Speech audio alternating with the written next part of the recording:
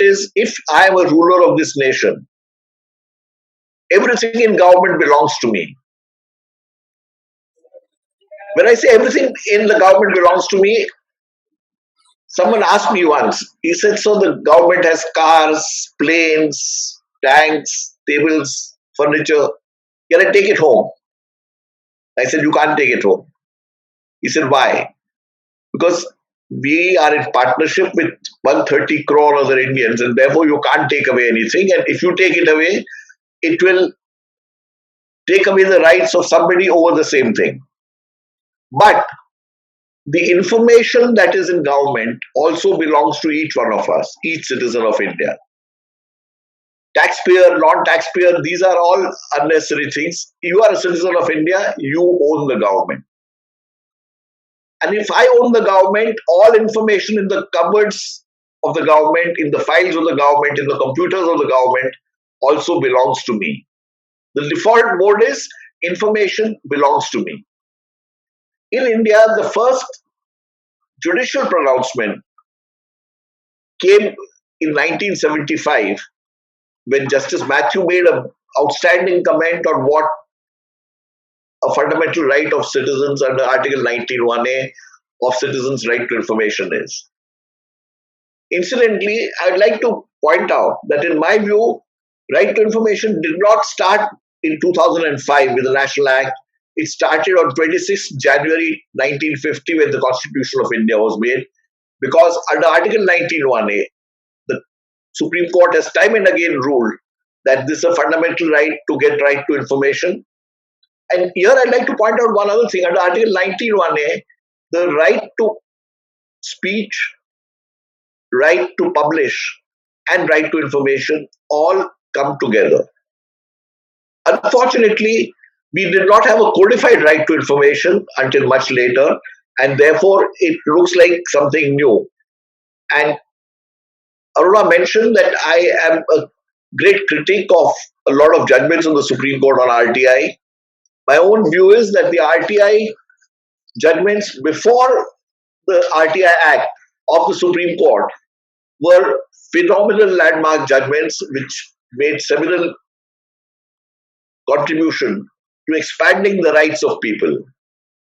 After the RTI Act came, perhaps because it applied to them, the judgments are like it's from a different Supreme Court, but we leave that for the moment. Now I'm going to make a presentation and through this take you through the provisions of the RTI Act. Once you understand the provisions, you are very well equipped to use the RTI Act, and if somebody derives information without any legal basis, you are also in a very good position to argue in terms of appeals and so on. So I'm now sharing this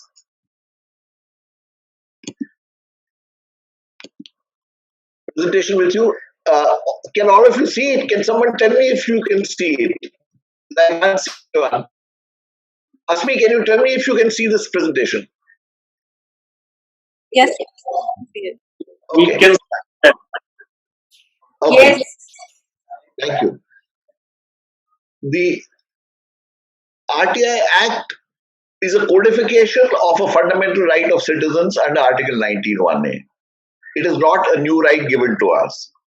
And I would submit again, the whole way the RTI Act has been constructed, it recognizes the fact that the individual citizen is a ruler of this nation. This is what converts what is only on paper into an actual right.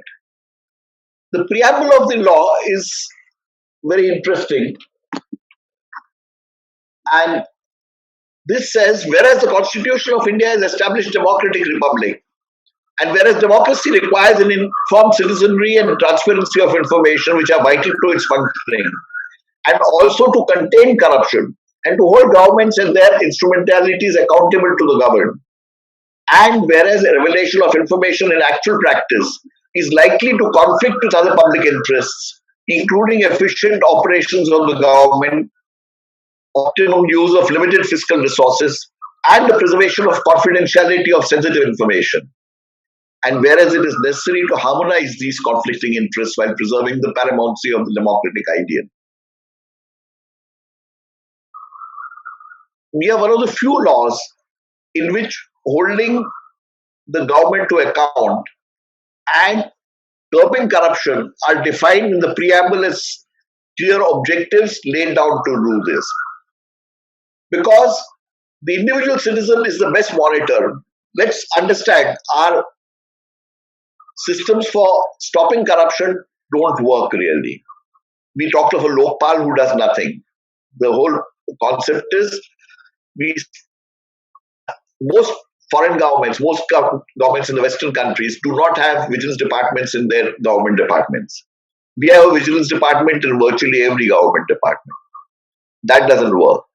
So we said we have an anti-corruption bureau. That is also not effective. So we said, okay, we will now have a CBI, a Central Bureau of Investigation. Central Vigilance Commission. No impact.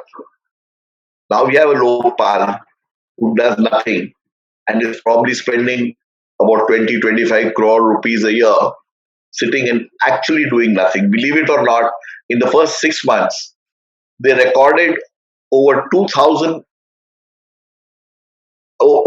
complaints and came to the conclusion that nothing needed to be investigated.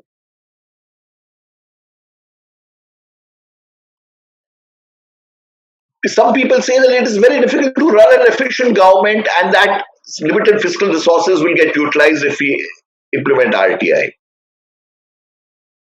The law recognized this. Parliament recognized this and said, whereas revelation of information in actual practice is likely to conflict with other public interests, including efficient operations of the government, optimum use of limited fiscal resources, the preservation of confidentiality of sensitive information.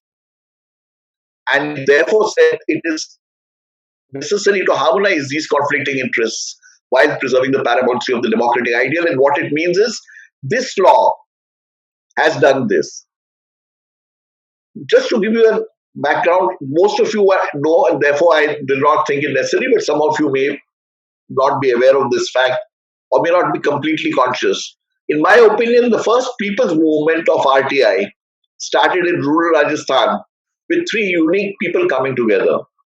Aruna Roy, Nikhil Dey, and Shankar Singh, all from completely diverse backgrounds. They started explaining the concept of democracy to villagers and to people in rural Rajasthan, staying in a very small hut in Devdogri. From there started the journey where citizens began to understand and began to feel what democracy means. And then, out of a demand for getting fair wages, they wanted to look at muster rolls, they wanted to look at government papers. There were dharnas and variety of things starting in early 1990. And that is now, as they say, history. And that is an inspiration for most of us. And one of the slogans that they developed at that time, and I think a significant amount of it was villagers inspired by these three unique people, was that outstanding slogan, Hamara Paisa, Hamara Hisab. The money belongs to me and therefore I will take an account. All information belongs to each one of us and therefore that information must be available to us. That is the default mode I would submit. And the RTI Act of India is one of the best laws in the world. Unfortunately, it's not being implemented as well. And therefore we have some problems, but nevertheless, it gives us a great framework for demanding our right and for getting respect for the average Indian citizen. Now, we talk about right to information. What does information mean? The law says information means any material in any form, including records, documents, memos, emails, opinions, advices, press releases, etc., etc. And information relating to any private body which can be accessed by a public authority under any other law for the time being in force. In simple terms, I must explain that information must exist. What exists is information, what does not exist is not information. It is right to information, not right to interrogation. Quite often I have seen people who say, supposing I apply for a water connection or for a loan, will I get it? You will get no response to something like that because there is nothing on record which exists saying whether you will get it or not. But you can ask, what are the conditions based on which this loan is given? Or what are the conditions based on which this subsidy is given? That is information. If you ask for the meaning of a law, if there is a on record, the meaning of the law is there, then it needs to be given. But if it's not on record, the PIO is not the government officer or the person responsible for giving you information is not expected to give you his opinion or get an opinion from the head of the department to give you this information. Public authorities. Who has to give information? All public authorities have to give. Section 2(8) says public authority means any authority or body or institution of self-government established or constituted by or under law made by government, by parliament, by or under the constitution, by any other law made by parliament, by any other law made by state legislature, by notification issued or order made by the appropriate government, and includes any body owned, controlled, or substantially financed non-government organizations substantially financed directly or indirectly by funds provided by the appropriate government. A, B, and C, in my opinion, cover everything that we normally call government. Institutions of panchayats, municipal corporations, state government, central government, also institutions made by law, made by parliament or state legislature. For example, the Sikh Gurudwara Prabandhak Committee has been made by a law made by parliament, and therefore it's a public authority and falls under RTI. But interestingly, we've got by notification issued or order made by the appropriate government. There are institutions like deemed universities, which become deemed universities because of a notification issued specifically to create them. And therefore, those are also public authorities and come under the domain of RTI. And includes any body owned, controlled, or substantially financed. So all three terms are separate and have to be treated separately. Ownership, we normally say if somebody owns over 50% of the stake in a company or a body, then it is owned by government. Control.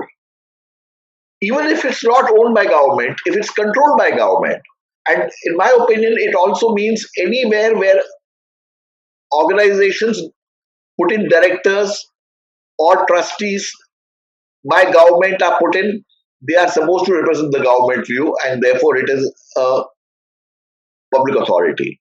Or substantially financed. Significant amount of finance, if it has been given to a body, even if it's a government organization, it would come as a public authority and come under the domain of RTI. But this is something I'd like to share with you. A lot of NGOs, and this is commonly said, whenever government announces a scheme, most people say we are eligible for this. In the case of RTI, most people say we don't come under RTI, we are not covered by RTI. And a couple of examples I'd like to give you and illustrate how you can get them in RTI. When the law came, I asked the Chief Minister's Relief Fund of Maharashtra to give me some information under Right to Information. And the response was that we are not a public authority, we are a private trust. The Chief Minister's Relief Fund, a private trust.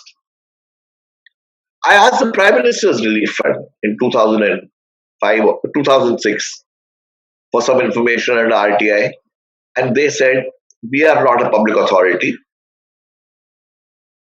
We do not have to give any information to you under Right to Information. Then, of course, there was a battle at the end of which both accepted that they were public authorities and would have to give information. Unfortunately, I believe the Prime Minister's Relief Fund in 2012 or 13 went back and said we are not a public authority and the matter is lying in the High Court of Delhi. But another interesting case I'd like to tell you is Mumbai Metro One Private Limited. It's in Mumbai. It runs the metro service from Versova to Ghatkopar, up to Chembur. If you ask anyone in Mumbai, they'll tell you it's a Reliance company. I knew government had put in some money into it, and therefore I asked them for some information. And they promptly replied to me saying, Mr. Gandhi, don't you understand English? We are Mumbai Metro One Private Limited. We are a private limited company with a majority stake of Reliance, and therefore we will not give you any information. We are not a public authority. Then I dug a little, and this is what I discovered. Government given 780 crore rupees to Mumbai Metro One Private Limited. 780 crores. They had also given 600 crores worth of land free of any cost to the project. Reliance had put in 380 crore rupees, and yet it was considered a Reliance organization. The equity stake was 74% Reliance, 26% government. This black magic was done by a simple act of giving labels to the money put by government. Out of the 780 crores given by the government, 600 crores was labeled as viability gap funding. They said to make the project viable, we have to give 600 crores, only then the project will be viable. And therefore, the equity of the state government was 180 crores, and the equity of Reliance was 380 crores. With less than one-fourth of the money, Reliance has 74% stake in this business. Lots of public-private partnerships are public gives, private takes. And what we call public-private partnership, by definition, when it's a partnership between two, government has substantial stake in it, and they must give you information under right to information. What is right to information? Right to information means the right to information accessible under this Act, which is held by or under the control of any public authority, and includes the right to inspection of work, document, records. You can inspect work, you can inspect a document, you can inspect records. A young boy in Mumbai went to a government hospital and said, I want to inspect the hospital under right to information. They gave him the right to inspect, and he discovered that a lot of costly equipment which should have been in the hospital was not there, and there were other discrepancies which led to improvement in the state of affairs in that hospital. Taking notes, extracts, or certified copies of documents or records, which is what is the usual thing, taking notes, taking extract or certified copies of documents. Quite often, some people say it's a Xeroxing activity. Partially true. You can get photocopies of various documents and records and files from government. Taking certified samples of material, which at least in Mumbai and in Maharashtra, very few people are using. But I've seen people taking core of a road, taking samples from government hospitals of medicines which they believe were fake, taking food grain samples from godowns which they believe were of poor quality. CCTV footage is also part of this. And this is a very valuable thing because a lot of public places now have CCTVs, including police thanas and so on. And therefore, this could be a very valuable source of getting information, and information which cannot be contradicted at all. I rate Section 3, it is the shortest section of the RTI Act, as the most important section. Subject to the provisions of this Act, all citizens shall have the right to information. Who can have this right to information? All citizens shall have the right to information. Can any information be refused? It can be refused only subject to the provisions of this Act. In the provisions of this Act, there are only two sections. Section 8 and 9 will refer to information that shall not be given. Apart from that, nobody can say that this is confidential, this is sensitive information, we will not give it. It has to be falling in the exemption sections of Section 8(1). Section 9 basically covers copyright. So if you were to ask the censor board for a DVD of, let's say, a commercial film, they would not give it to you because it would infringe on somebody's copyright. Similarly, if you ask some government library to give you photocopy of a particular book, That would not be given because it would infringe on copyright.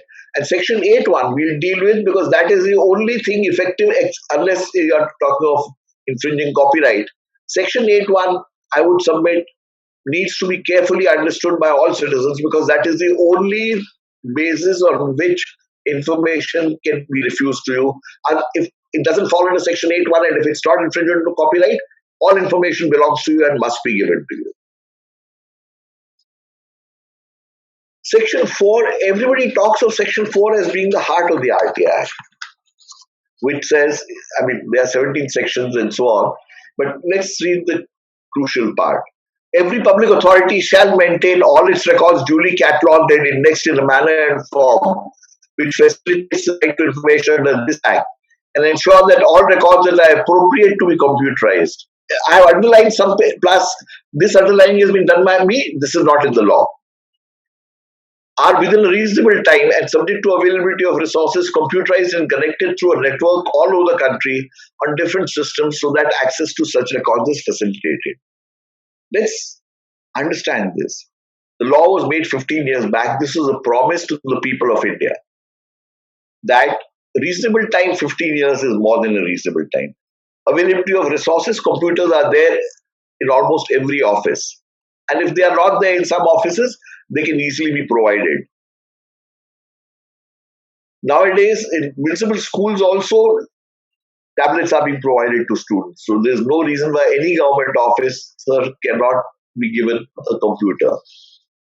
Network is there today all over the country, and it's the proof of that is that different people are joining this right now, and the bandwidth is reasonably okay if you are able to see or even hear me along this way. But this has not happened. It's happened in very fits and starts methods. Most government offices have computers, but they use them as electric typewriters, not as computers really. And here's what I'd like to put across to you, because I believe very strongly this can be a sea change for the way the governments and government of India works, and state governments work. It's a common sight to see a citizen going to a government file for his application, for his representation, for his complaint. Quite often he would be told, file नहीं मिलता है, 100 रुपया दिया तो file मिल जाएगी कई बार,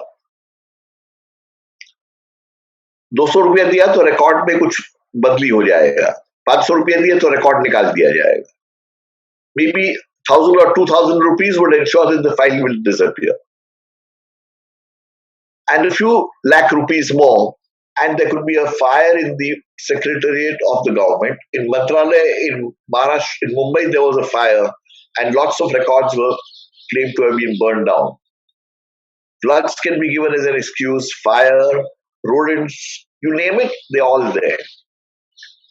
If we did not have paper files, but only had electronic files, and transfer things on electronic files, if a citizen needs a paper as an answer, it may be given.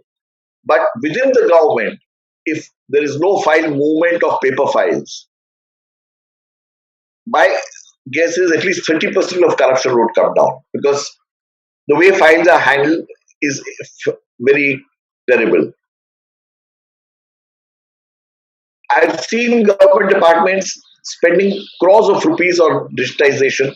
They digitize all their inputs, but do not really use it.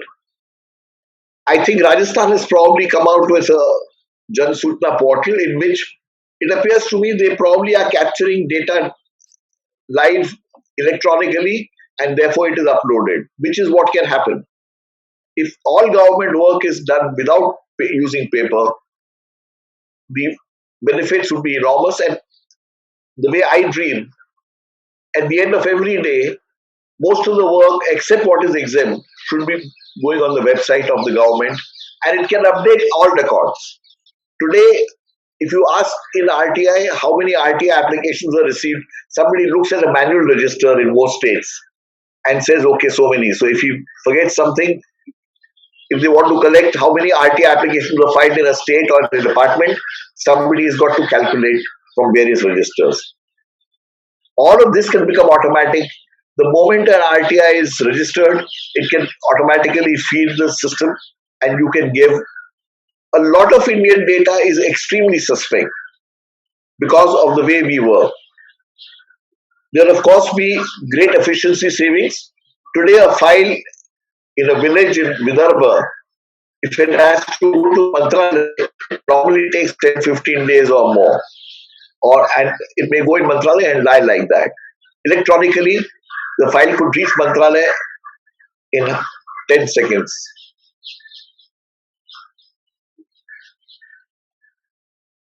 Suo motu disclosure, 17 points are given in section 4. Ideally, most information we should not have to see. This should be available automatically to us because you are the ruler of this nation. And it's the heart of the RTI Act, but it's fairly unsatisfactory implementation. Proper implementation could improve working efficiency. It could make the PIO's job easier. Over 50% RTI, this is a survey done by led by Shekhar Singh. They did a survey of about 20,000 RTI applications, and they discovered that over 50% RTI applications seek information which should be available under Section 4. I also feel that if public authorities want to be really serious about this, a simple thing I suggest to them is take the top 10 categories of information being sought by citizens every 6 months. Review what kind of information are citizens seeking. Top 10 categories, put it up on the website. Put it on, let it be available to citizens. And for people who cannot access websites, information could also be pushed through smartphones, which are far more, and for people who don't have that, maybe a paper system could be evolved. I also envisage a situation where computer kiosks could access information from the net and give it. And Manrega is a fabulous example of that. The law says every office to have a PIO.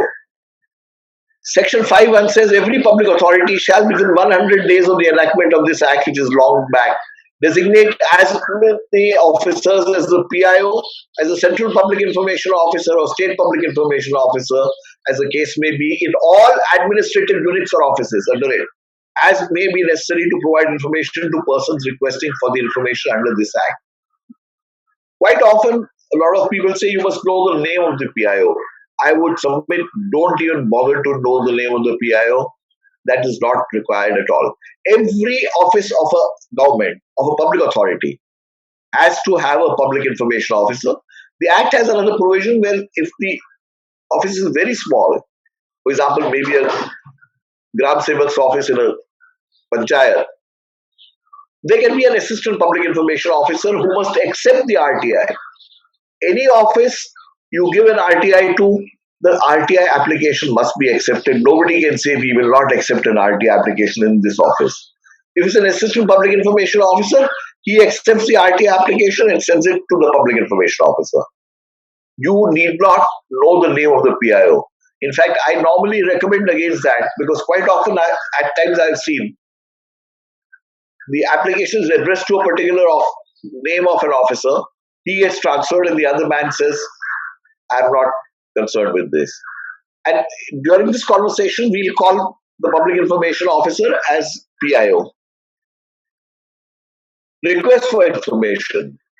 Person who desires to obtain any information under this act shall make a request in writing or through electronic means in English, Hindi, or the official language of the area in which the application is made. There is nothing stated about the response language. But logically, the response language can be either one of these three, English, Hindi, or the official language of the area in which the application is made. In Mumbai especially, I see quite often people saying that I have applied in English, I don't understand Marathi. I don't think you can accept that. Quite often in most state governments, the information would be supplied in the local language of the state and people have to figure out how to translate it or get somebody to explain it to them if they don't understand that language. An applicant making request for information shall be required to give no reason for requesting it. Shall not be required to give any reason for requesting the information or any other personal details except those that may be necessary for contacting him. Quite often, Supreme Court of India has said it, reasons must be given. when seeking information. Supreme Court judges have said it. Prime Ministers of India have said it. The earlier Prime Minister and the new one. Reasons must be given. This is completely flawed. Government of India belongs to me. Each state government belongs to me, and the money they spend belongs to me, and therefore I have a right. I own the information, and I have a right. I do not need to give any reasons for seeking information. There needs to be no public interest in my seeking information. It can be for whatever reason. It's like the cupboard in my house. I can open it as many times as I like, and I don't have to give reasons to anybody for seeking information. So anyone says you must give reasons, please tell them that the law clearly doesn't expect that, and this is my fundamental right. If they ask you to give reasons for seeking information and you allow them to do that, tomorrow they will ask you to give reasons to speak. They will ask you to give reasons to publish anything. All these right to information, right to publish, and right to speech come under Article 19(1)(a), and therefore all three must be treated on the same plane. Disposal of request. On receipt of request under Section 6, PIO shall, as expeditiously as possible, and in any case within 30 days of the receipt of the request, either provide the information on payment of such fee as may be prescribed, or reject the request for any of the reasons specified in Section 8 and 9. Section 7(1) clearly states that the only reasons for rejecting an information or refusing to give any information are those specified in Section 8 and 9. 9, as I told you, is copyright, which is rare cases. Section 8, we will deal with together. And apart from this, nobody can say it's not in national interest, it's not in public interest. These are not grounds for refusal, which the law permits. If PIO fails to give decision on the request for information within the period specified under subsection 1, a PIO shall be deemed to have refused the request. And reading it together with the law, it means he has refused information without any reasons. Disposal of request. PIO must give details of further fees. Now, the law envisages that some applications fee can be there. In most cases, it is 10 rupees. A few rare cases, it is more than that, which is not right. A fee of 10 rupees is usually the application fee for central government, Maharashtra government. I'm not sure of all the governments. Gujarat had 20 rupees at one point in time. To give information, also some fees can be charged. For example, if you want 100-page information, the information you are seeking is copies of a particular file or copies of two files, and the number of pages is say 150 pages, they can put down any fee in the rule, which has to be reasonable.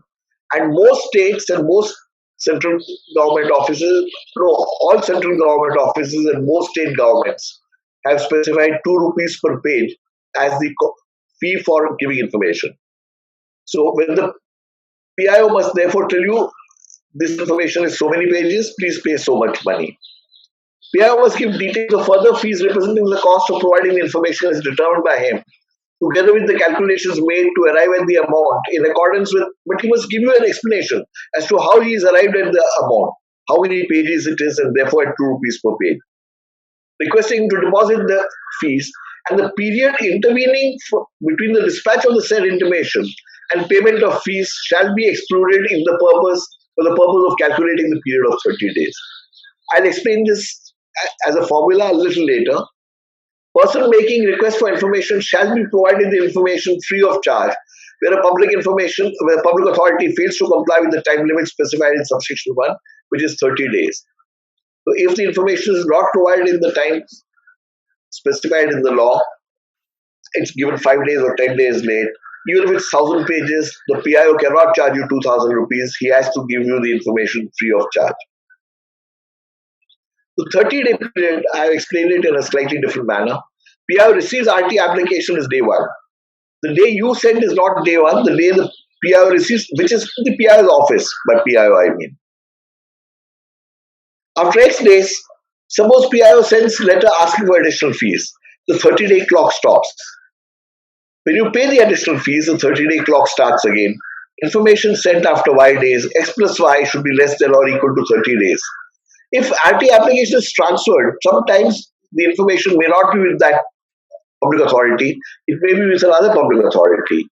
The law does not permit the PIO to return the application to you saying it's not with me, it's with somebody else. The law requires, you are the ruler of this nation, and that respect must be given to you. The law requires that the PIO shall within 5 days transfer it to the right PIO and inform you. So when a RT application is transferred, instead of 30 days, the period becomes 35 days. Now, once again, I want to reiterate because this is extremely important to understand. RTI is a fundamental right of citizens under Article 19(1)(a), which guarantees freedom of speech and expression. By a variety of Supreme Court judgments, it has been held that this includes the right to information and the right to publish. Quite often, courts, even some commissioners have said that there is no public interest in giving the information. There is no public interest required. If I have to establish public interest to get information, I will have to give public interest to publish anything, to speak. All these three are at par. Whenever there is a doubt, consider, will this apply to publication of freedom of speech? If it does not, it should not apply to right to information. Now, the only permissible restrictions, once I have this right, there can be some restrictions on it if it is permitted in the Constitution of India.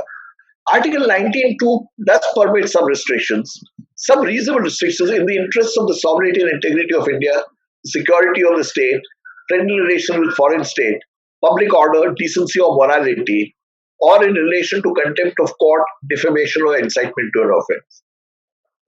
If there is any doubt in interpreting Section 8(1), which we'll now deal with, I would submit it should be tested on the grounds of Article 19(2).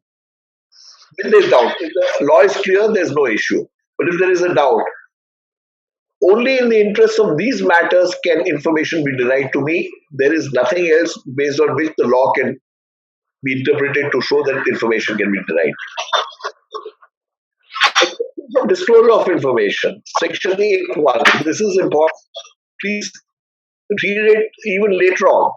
If you're asking for information, read it, see whether it falls in the exemptions. Don't ask for it if it falls in the exemptions. Unless you talk of a larger public interest, which we'll talk about. Notwithstanding anything contained in this act, there shall be no obligation to give any citizen information, disclosure of which would prejudicially affect the sovereignty and integrity of India, the security, strategic, scientific, or economic interests of the state, relation with foreign state, or lead to incitement of an offense. These are the grounds. Quite often, the PIO says rejected or I refuse to give information because it's covered under 8(1)(a). That is not adequate. You must give reasons for how it will apply. And let me give you one example of this. When I was a commissioner, I came across this. The government had appointed a committee of environmentalists led by Shri Gadgil, who is a leading environmentalist of the nation, somewhere in 2007 or 8, to study the ecology of the Western Ghats, which stretch from Maharashtra and go down to Kerala, and give recommendations of which areas are ecologically sensitive and where there should be some restrictions on what is called development. Madhav Gadgil spent 2 years with a large team and prepared this report. The government realized that if they release this report, they would have to stop certain activities like mining, road construction, and other activities. So what does the government do? Quite often when commissions of inquiry are set up or such committees are set up and it's inconvenient to the government, they put it inside the cupboard and forget all about it, which is what they did. An RT applicant asked for a copy of the Madhav Gadgil report from the government, and the PIO refused, saying Section 8(1)(a). The matter came before me and I asked the PIO, I said, how does Section 8(1)(a) apply? He said, no sir, Section 8(1)(a). But I said, please explain. No sir, Section 8(1)(a). So I said, I'll read it out for you.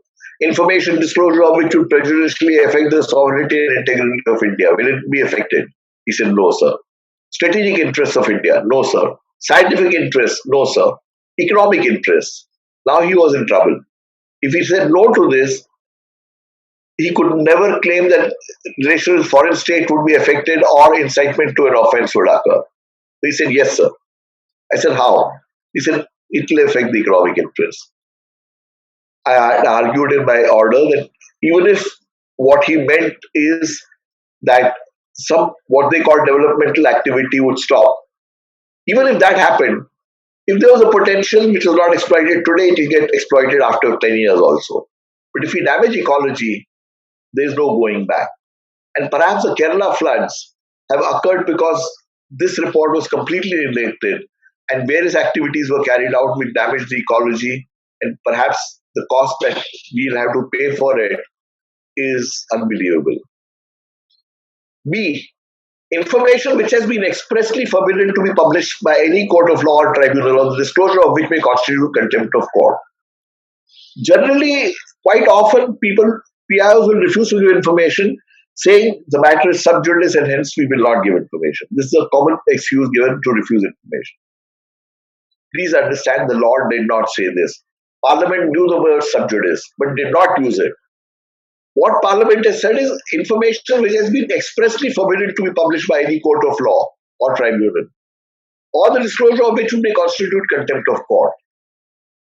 Giving information on sub judice matters is not exempted under the RTI Act and cannot be exempted. What sub judice means is that a decision cannot be taken, but information regarding a sub judice matter has to be given as the RTI Act stands right now.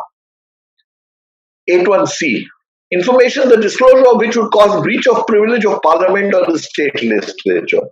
For example, if before the budget is presented to Parliament, you ask for information regarding the budget papers, it cannot be given because it will be breach of Parliament or state legislature. Commissions of inquiry. It's a standard ploy. Lots of commissions of inquiry are set up. The law requires, the Commissions of Inquiry Act says that within 6 months of submission of a Commission of Inquiry report, the report must be placed on the House of Parliament or state legislature, depending on which is involved. Therefore, quite often it is not placed on the floor of the Parliament or state legislature, and PIOs deny information saying disclosure would cause a breach of Parliament, which is wrong. And here's a life example I'd like to explain to you. The other building scam of Mumbai was quite a famous scam. There was a lot of furore about it, and therefore the then government appointed a Commission of Inquiry. Now, if you read the Commission of Inquiry Act, it says that the report must be given in 6 months, and there's no reason why it can't be given. But most commissions take longer times. There are commissions that have taken 15 years and 18 years, and for 15 years or 18 years, the person heading the commission continues his salary, the entire expense keeps continuing. Anyway, Others Commission gave a report in 2 years' time.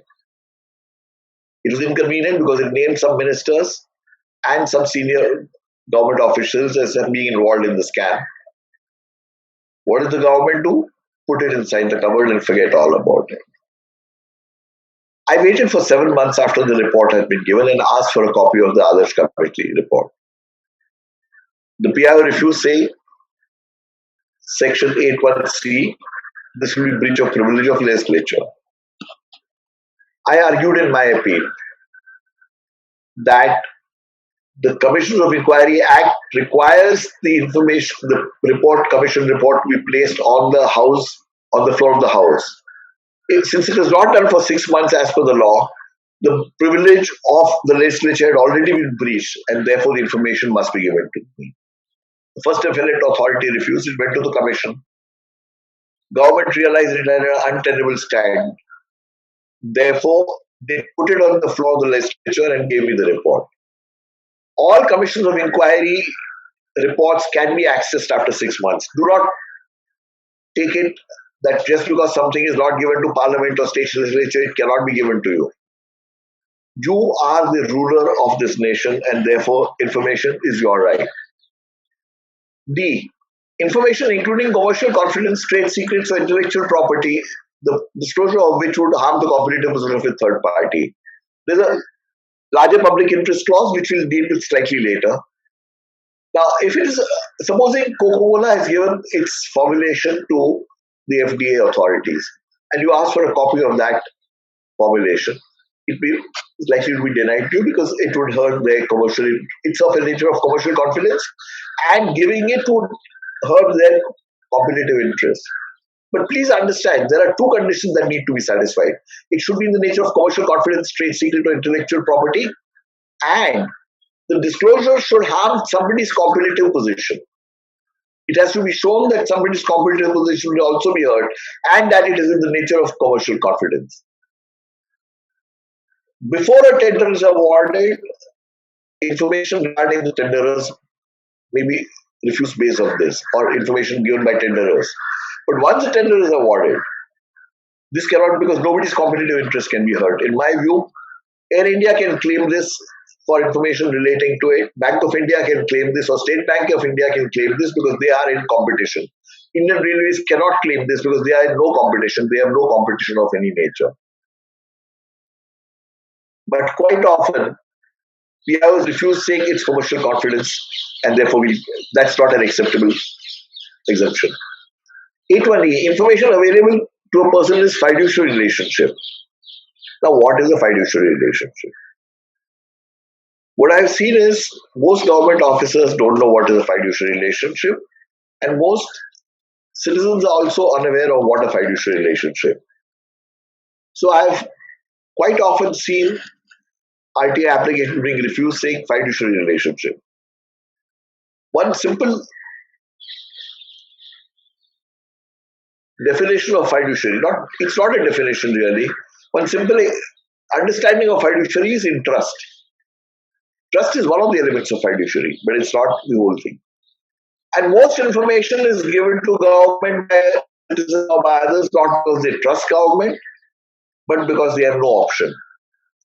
What is the standard fiduciary relationship? A lawyer-customer relationship, lawyer-client relationship, a banker-customer relationship, a padri in a confession, and the person making the confession. They are in a fiduciary relationship. The characteristic of fiduciary relationships is a couple of these. Someone gives information to somebody with superior knowledge on a subject. You give information to your doctor, your lawyer, your banker, who is expected to have superior knowledge of the subject concerned. You expect that person to act in your benefit. If you go to a lawyer or a doctor, the doctor must act in your benefit. The information is to be used for your benefit. He cannot share the information with anybody else, but use it only for your benefit. But advice that he gives you can be given anywhere. You have a choice of whom to give the information to. When you choose your banker, your lawyer, etc. In most government transactions, you have no choice. If you have to give some information to the passport department, when you want a passport, you have to give it. If you have to give some information to the income tax authorities, you have to give it. These are not elements of fiduciary relationship. On the other hand, if you go to a government hospital and give information regarding your health, that is held by them in a fiduciary relationship and cannot be disclosed because you need not have gone there. There is no law saying that you must give the right information. This is information in a fiduciary relationship is given not because there is a legal requirement. Most information in government is given because there is a legal requirement.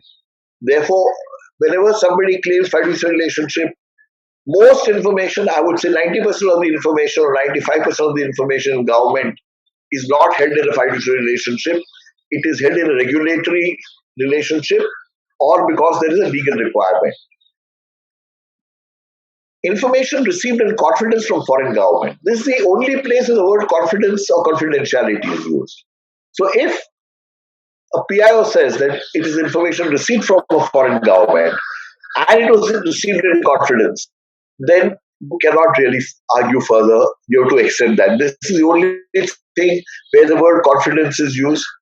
And I think it's understandable because foreign relations would be impossible if we said that information or exchange of letters with foreign governments must be given. It may become very difficult to conduct foreign relations. G. Information the disclosure of which would endanger the life or physical safety of any person, or identify the source of information or assistance given in confidence for law enforcement or security purposes. If disclosing the information is likely to endanger somebody, but there should be some reasonable possibility. It cannot be completely fictitious. I'll give you a concrete example of this. When I was a commissioner, Employees Provident Fund organization was with me for a certain period of time. And some employee of EPFO had asked for information regarding some reports sent by his boss about him. The PIO claimed exemption under Section 8(1)(g). The matter came before me, and I asked the PIO, I said, how are you claiming 8(1)(g)?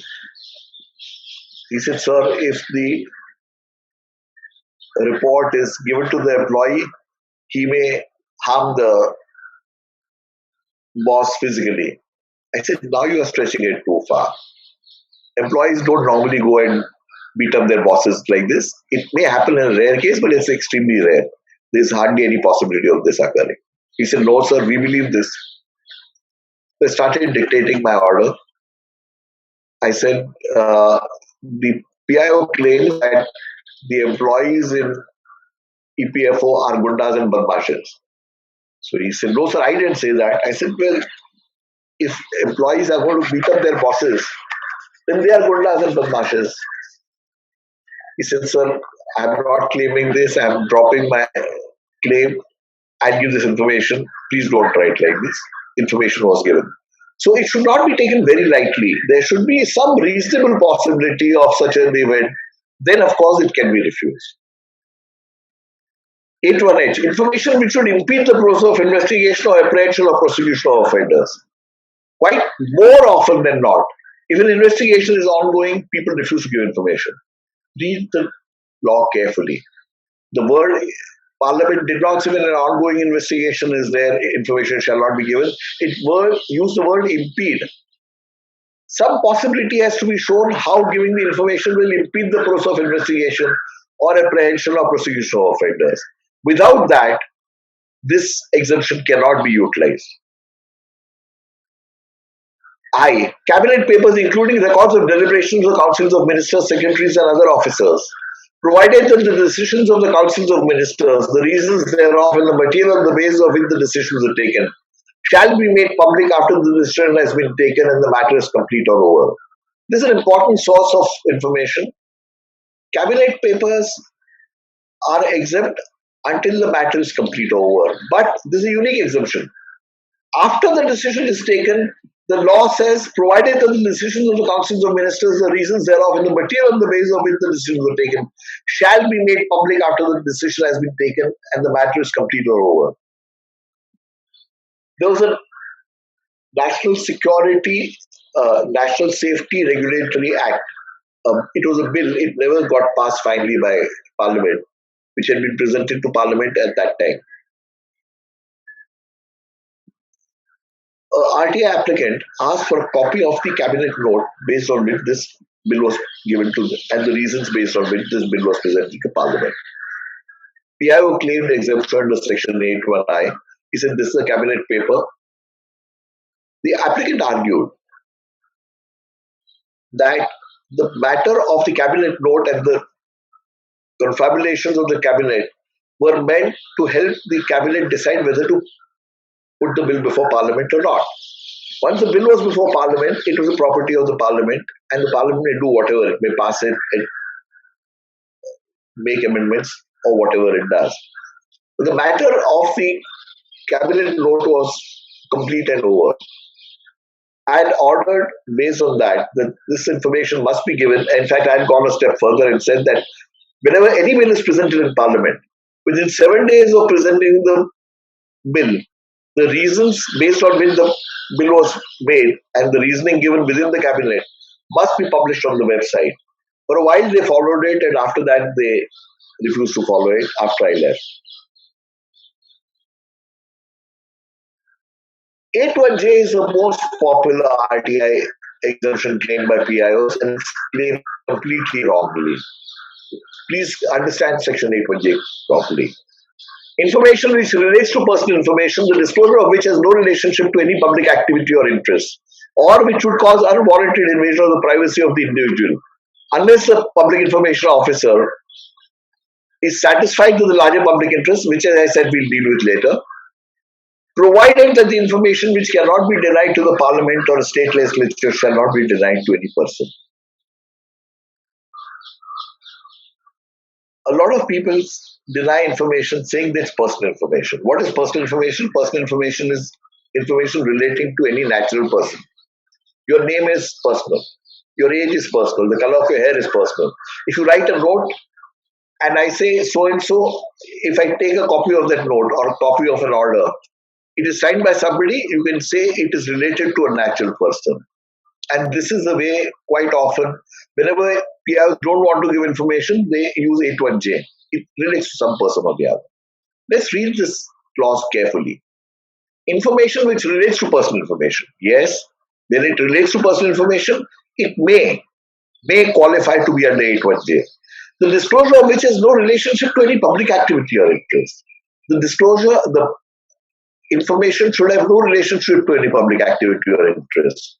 Most information in government is the consequence of a public activity.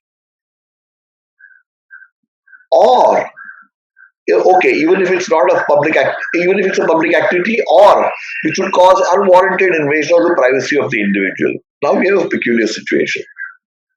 What is privacy?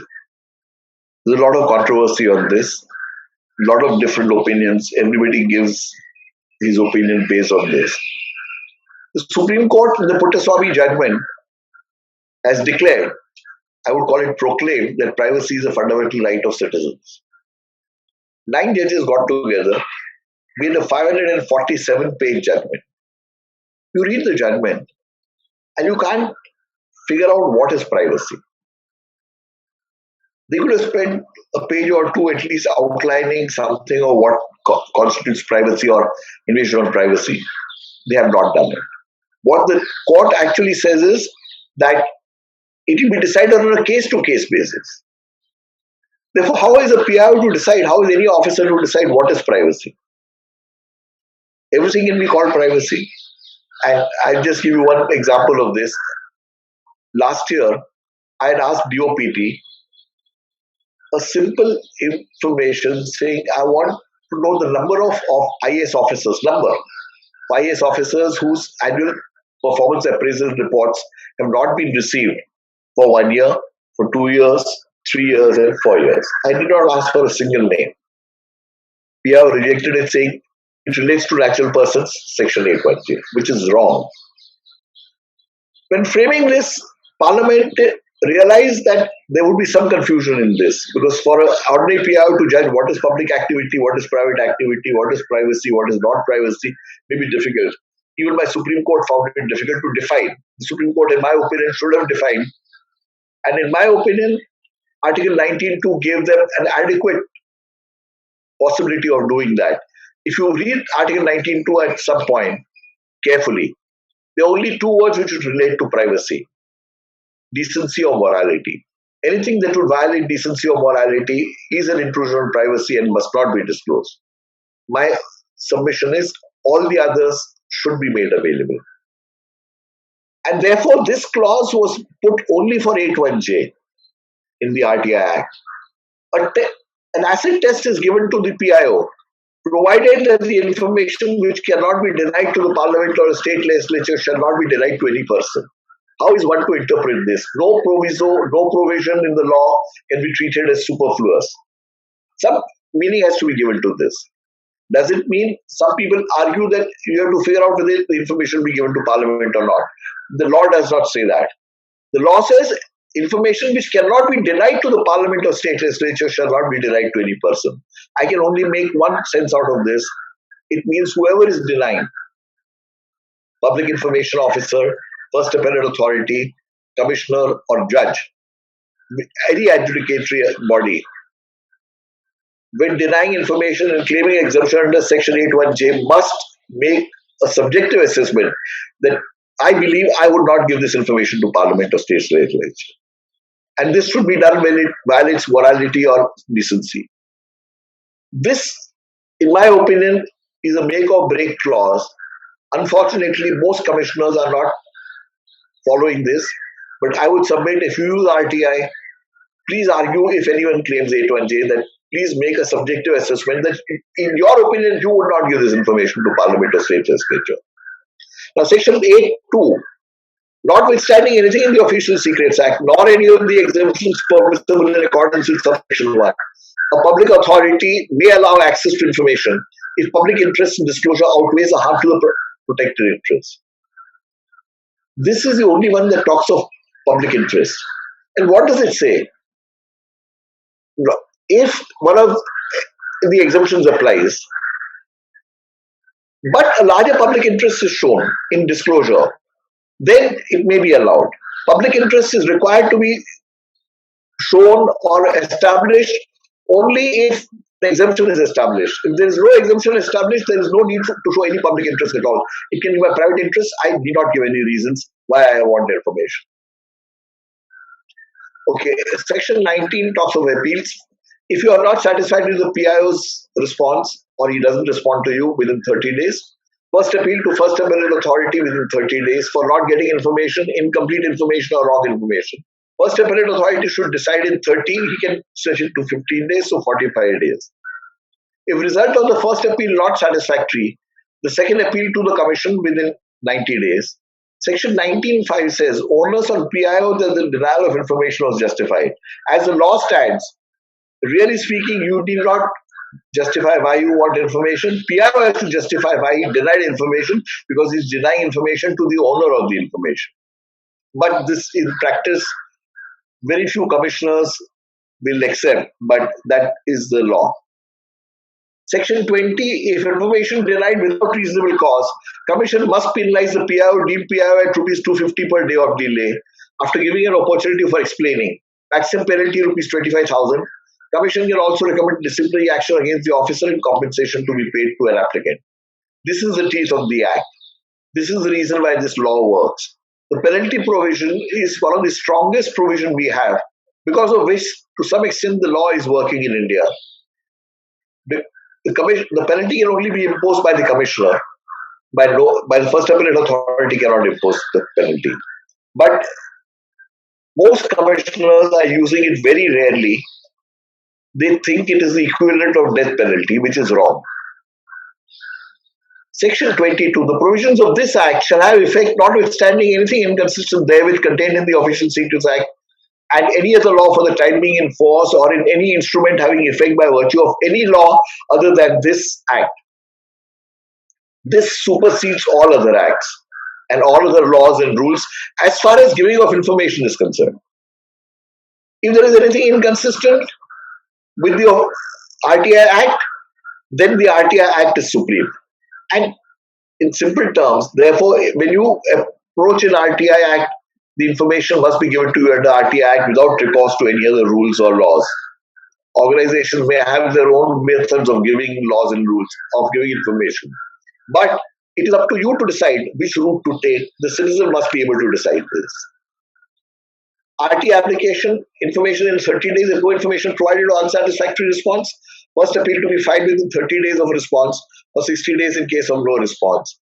First Appellate Authority, order after hearing within 45 days.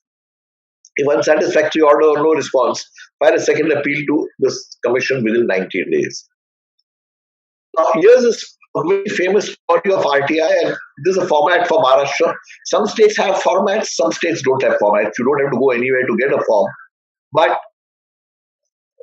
some states have specified formats. The central government has specified no format. This is a format, and this is a case of a young boy from Bihar who had come to Mumbai looking for a job. He stayed with one of his chachas in a slum. And while he was going around, an RTI workshop was being held in the slum. He sat down, understood that he only needs a plain piece of paper. He can make an application, typewritten, computer generated or handwritten, in Hindi, English or Marathi. And he can seek information. And he must get information in 30 days. And in Maharashtra, the simplest way of paying the 10 rupee application fees by putting a 10 rupee court fee stamp on the application. Then he moved on. He got a job somewhere. Then he needed something that all poor do, a ration card. So he went to the rationing office, gave his application for a ration card.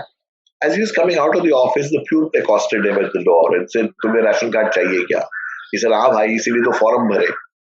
The pure said, "चाय पानी लगेगा." This boy said, "ठीक है, आपको चाय पिला दूंगा." Pure said, "No, it doesn't mean giving me a cup of tea. It means giving 2,000 rupees." And this boy, without batting an eyelid, said, "मैं घूस नहीं दूंगा." The pure shrugged. He said, "Stupid chap coming from a village, he doesn't know he'll never get his ration card in this Janam." The boy went away. He found out from others that people were paying the bribe and getting their ration cards in about 40-45 days. He waited 3 months. After 3 months, he gave this application. It was given in Hindi. I've translated it to English. I've given an application for a ration card on 5th August 2006. I want the following information about its progress in the following format: date on which application received, name and designation of the officer receiving it, action taken, date on which forwarded to next office. There will be as many rows as the number of officers who handled the complaint. Attested photocopies of all letters and notings will be provided. 2. I want a list of ration cards issued in the last 2 months, giving the dates on which the applications were made and the dates on which the ration cards were issued. Now you can see that this is information that has to be on record. What could they answer? Saying your application is not moved at all because you've not given 2,000 rupees. They couldn't say that. This brought pressure on the system, and the next day the pure went to his house and said, "Aapko saamne bulaya hai." He went to the office. When he went to the office, the rationing officer said, "अरे ये आए, इनके लिए कुर्सी लेके आओ और इनका राशन कार्ड लेके आओ और एक कप चाय और एक गिलास पानी लेके आओ." He did not give chai pani, he got chai pani instead. And to me, that single cup of tea and water were respect to the individual sovereign citizen of India. That to me is very important. Yes, we have organizations, we must work with organizations also. But respect to the individual, unless it is given, and if we only get respect when we go as an organization, that is not democracy. That is something without which democracy cannot function. Okay, now I'm going to skip a few things. I think. Okay, summary of Maharashtra State application and appeals in specified format.